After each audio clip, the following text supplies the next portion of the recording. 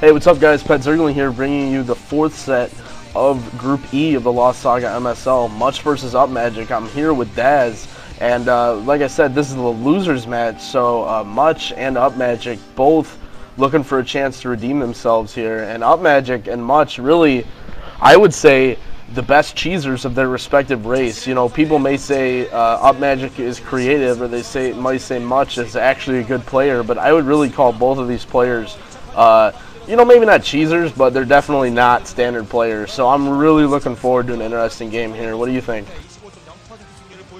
You know, I'd have to agree with you in a lot of ways. I think MSL and UpMagiC are definitely kind of parallels of each other. I don't think they're the cheesiest players that we've ever seen, but they definitely are not straight up standard players. Both of them in different ways, but that's basically both what they do. I don't see either of them going for so many pure cheeses in terms of like proxy Raxes and things like that, although MSL does proxy gate at times. But they definitely do cheesier, more all-in-ish kind of creative builds. And before I go on, we're just going to sync this up here. 3, 2, 1, 0. So yeah, because of that, I think it's going to be an interesting game, especially considering they're both probably around the same skill level in terms of their accomplishments. Maybe with MSL having a little more success in recent Star Leagues, but UpMagiC doing well recently in the Pro League and basically the only good player on Eastro, carrying Eastro, and hopefully teaching Noni some good TVP. Yeah, man, UpMagiC, pretty strong player, and so just for clarification, I think UpMagiC, yeah, the blue Terran in the bottom right, and MSL in the brown Protoss in the bottom left. And this is Byzantium II, and I believe it's actually Byzantium 2.3. And a lot of people complain that the original Byzantium was a little bit too Terran favored. I think the third was a little bit too close, or whatever bullshit. But, you know, I would say in the very early game, I would say this map is a little bit Protoss favored, just because you have the high ground expansion where Dragoons are just, you know, you can't really get control of that until you get siege mode. But other than that, I would say this is a fairly balanced map. And UpMagiC playing standard so far. Looks like he's got the supply depot right up next to the CC to help the SCB spawn out faster. And you know what? I can't, just because of both these players, I really can't make any predictions about what this game's going to be. I mean, MSL, we've seen him do crazy things to, you know, proxy gates, you know, even 12 nexuses, and, you know, straight up standard play. And I would say the same for UpMagiC. I definitely think a two-factory push build here is possible, especially if MSL tries to get either really aggressive with some sort of tech, or he tries to expand a little bit too fast. But really, I don't know. This game could really go anywhere. Yeah, there's really no telling what these guys are going to do. Hopefully they play more of a standard kind of game, because I would like to see more of a longer game, and I'd like to see kind of who really is the better player, or at least who's able to play it better right now. I would have to give a slight edge to MSL. I mean, maybe that's just my bias because I'm a Protoss and I like MSL, but I think that he is the better player, at least in terms of Protoss versus Terran. I think MSL has got a strong PVT, and he's probably going to be able to take out UpMagiC in this game. But it's pretty close. I mean, the map is balanced. Everything is balanced, basically. The only real difference is Protoss maybe has a slight edge in terms of the, like you said, the ramps leading up to high ground for your natural. And maybe a little bit in the mid game, there's some tighter spaces that it's very kind of makes it difficult for the Protoss to flank.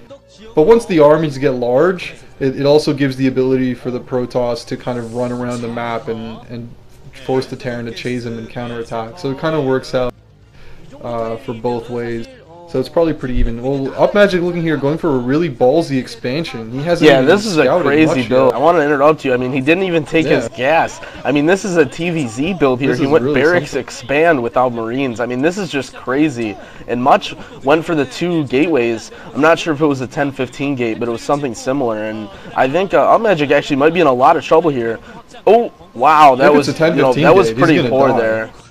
That was pretty poor there, but yeah, I mean, I would say a 2-gate range is real strong against this fast expand build. I mean, MSL could either go for Reavers, or he could continue pumping out Dragoons and take an expansion, but I think either way, UpMagic's in a real tough position, but I'm sure MSL doesn't really practice too much against FE Terrans who do barracks bunker expands. I mean, this is a pretty strange build here, but as you see, the Cybernetics core, I think, is already producing range, and we already have a Dragoon out, and UpMagiC is just now starting his factory. factory. So, I mean, it's gonna UpMagiC is really turning this down to micro here, whether he can defend this, because, you know, this is way earlier than the standard expand, so he's gonna take a massive economic lead if he can defend this with minimal losses. But, you know, here comes Much already with his 2 Dragoons. It's going to be pretty hard for him not to take losses here. I mean, almost impossible. He's definitely going to have to lose some SCVs, or at least take SCVs off minerals to repair that bunker. And I mean, as soon as the Dragoon range comes up, the Dragoons are going to outrange the Marines in the bunker, and they're just basically going to have free shots. UpMagiC is probably counting on the fact that he's going to be able to repair the bunker continuously until he gets a siege tank out, which won't be that late because his factory is maybe about halfway done right now. But he's definitely going to have to pull some SCVs off of minerals. And Much right now, the best move for him would be to sit there just like that and take his own Nexus behind. He's either got to take his own Nexus or go for a crazy kind of build. He's got to get a Reaver or Bulldog him with 3-gate Bulldog or DTs or something right now. He can't just pump goons. He's got to do something. This is insane SCV control. He got a lot of damage on that. What is he doing with these?